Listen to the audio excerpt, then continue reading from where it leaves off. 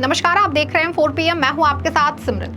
लोकसभा चुनाव 2024 का रिजल्ट सामने आ चुका है। तीसरी बार बैसाखी के सहारे नरेंद्र मोदी ने पीएम पद की शपथ ले ली है। शपथ लेने के साथ ही मोदी की तीसरी सरकार शुरू हो गई है। बता दें, देश को मोदी की गारंटी देने वाले नरेंद्र मोदी को जनता ने पूरी तरह से नकार दिया है। और उत्तर प्रदेश सहित महाराष्ट्र में बीजेपी क्लीन बोल्ड हुई है और लोकसभा चुनाव में महज 240 सीटों पर सिमट गई है, जिसके बाद मोदी की तानाशाही पर बहुत बड़ा प्रभाव पड़ा है। पिछले 10 साल से ध्रुवीकरण की राजनीति करने वाले मोदी को देश की जनता ने नकार दिया है।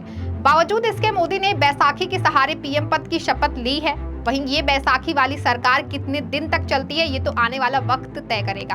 फिलहाल महाराष्ट्र में दो पार्टियों को तोड़ने वाले मोदी को लोकसभा चुनाव 2024 में जनता ने मुंह तोड़ जवाब दिया। बता दें कि महाराष्ट्र में 48 की 48 सीटों को जीतने का दावा करने वाली मोदी महज 7 सीटों पर सिमट के रह गई और मुख्य धारा से जुड़े बड़े नेता भी चुनाव हार गए, जिससे मोदी को अपनी ताकत का पता चल गया है। इस बार संसद में एक मजबूत विपक्ष है, जिससे मोदी की मनमानी नहीं चलने वाली है। वहीं इस बार बीजेपी को पूर्ण बहुमत नहीं मिला है, जिसके चलते वो अब मनमानी नहीं कर पाएंगे और सभी नेताओं की बात माननी ही पड़ेगी। मोदी के तीसरे कार्यकाल में सहयोगी दल मनमानी नहीं करने देंगे और मोदी को सबकी बात माननी पड़ेगी। बता दें, मोदी पहले चरण के मतदान के बाद से ही ध्रुवीकरण की राजनीति करने में जुट गए थे और हिंदू मुसलमान, मंगलसूत्र, भैंस समेत तमाम प्रकार की अनर्गल बातें शुरू कर दी थी, जिसका परिणाम लोकसभा चुनाव में देखने को मिला और मुसलमान, दलित और पिछड़ा वर्ग ने बीजेपी से दूरी बना ली, जिसके चलते बीजेपी महज 240 सीटों पर ही सिमट के रह गई, जिसके बाद सरकार बनाने के लिए मोदी को बैसाखी सहारा लेना पड़ा और अपने तीसरे कार्यकाल की शुरुआत की। वहीं यूपी के बाद महाराष्ट्र में बीजेपी को तगड़ा झटका लगा है। बता दें, उद्धव ठाकरे की शिवसेना को मुस्लिम समाज के रूप में नया वोटर मिल गया है, जो उनकी राजनीतिक नैया को पार लगाने में उपयोगी साबित हुआ है। लोकसभा चुनाव में मुस्लिम समाज ने उद्धव सेना को वोट दिया है, इसीलिए उनकी अधिक सीट निकल पाई। चुनाव नतीजे आने के बाद कहा जाने लगा कि मुस्लिम मतदाता अब ठाकरे के साथ हो गए हैं। ऐसे में उद्धव का बीजेपी के साथ वापस आना आसान नहीं होगा, लेकिन कांग्रेस के लिए ये शुभ संकेत नहीं है।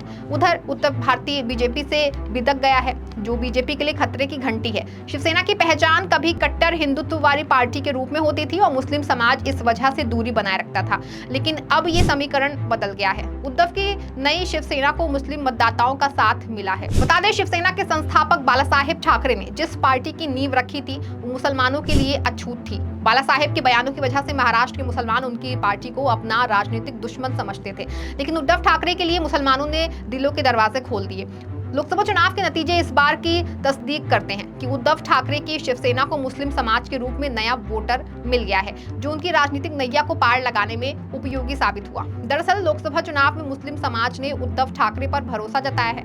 मुस्लिम बाहुल्य विधानसभा क्षेत्र जैसे मानखुर्द, कुर्ला, गोवंडी, अड़ुशक्ति नगर, मुंबा, देवी, चांदीवली, घाटकोपर, पश्चिम भायखला, मलाड, मालवाली जैसे इलाकों से आने वाले मतदाताओं ने उद्धव ठाकरे और महाविकास अघाड़ी के पक्ष में एक तरफा वोट किया है।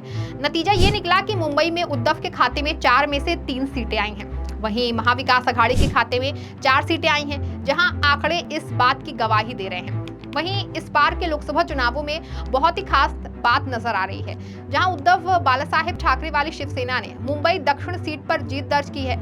इस सीट से अरविंद सावंत ने शिंदे गुट की शिवसेना की यामिनी जाधव को हराया है।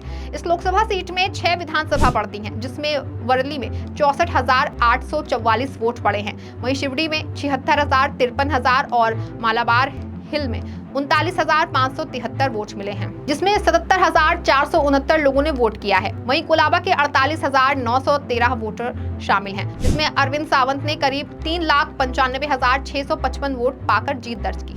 वहीं शिंदेगुट उम्मीदवार यामिनी जाधव को वर्ली से 58,119, शिवड़ी से 59,190 वोट मिले। वहीं बता दें कि भायखला मुस्लिम बाहुल्य इलाका है, वहां से 40,817 और मालाबार हित से 87,860 वोट मिले।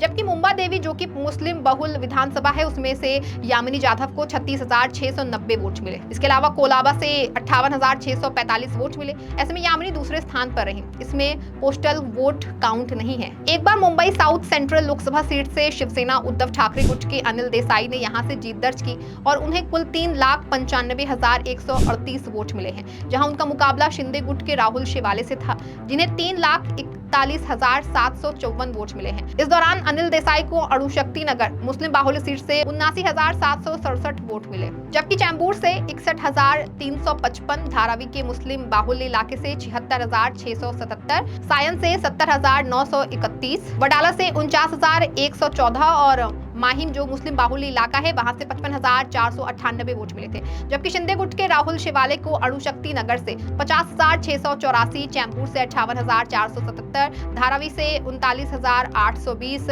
सायन कोलीवाड़ा से 61,619, वडाला से 59,740 और माहिम से 69,488 वोट मिले। वहीं Mumbai north east Lok Sabha seat से इस बार शिवसेना उद्धव ठाकरे गुट के संजय दीना पाटिल ने यहां से जीत दर्ज की और उन्हें कुल 4,50,937 वोट मिले हैं। यहां उनकी फाइट बीजेपी के मिहिर चंद्रकांत कोटेचा से थी, जिन्हें 4,21,076 वोट मिले। इस दौरान संजय दीना पाटिल को मुलुंड से 1,64,421, विक्रोली से 52,807, भांडुप से 75,659, घाटकोपर वेस्ट से 63,370, घाटकोपर ईस्ट से 83,231 वोट मिले, जबकि मानखुर्द शिवाजी नगर जो कि मुस्लिम बाहुल्य इलाका है यहाँ से 28,101 वोट मिले थे। वहीं शिवसेना उद्धव ठाकरे गुट के प्रवक्ता आनंद दुबे ने कहा कि महाराष्ट्र में बदलते राजनीतिक परिदृश्य के साथ ही मुंबई में मुस्लिम मतदाताओं के बीच उद्धव ठाकरे की साख बढ़ी है।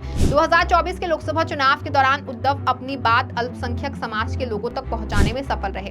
यही कारण है कि मुंबई में हमें 4 में से 3 सीटों पर जीत मिली है। जबकि कांग्रेस नेता नसीम खान का कहना है कि चुनाव के दौरान उद्धव ठाकरे ने भी जनता के बीच अपनी बात को स्पष्ट रूप से रखा।